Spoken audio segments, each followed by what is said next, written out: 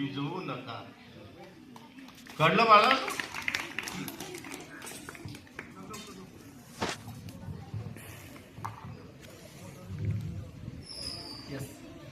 मी तुमच्यासाठी फक्त एकच कडवं म्हणणार आहे आणि तुम्ही माझ्या सोबत म्हणायचं. म्हणजे मी म्हणल्या आपण शेती मातीविषयी एक कडवं म्हणू.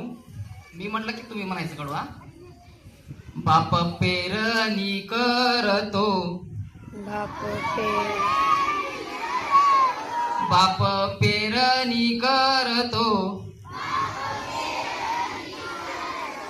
ऊन डोक्यावर घेतो, ऊन डोक्यावर घेतो, पिकासाठी बाप माझा घाम कपाळाचा देतो,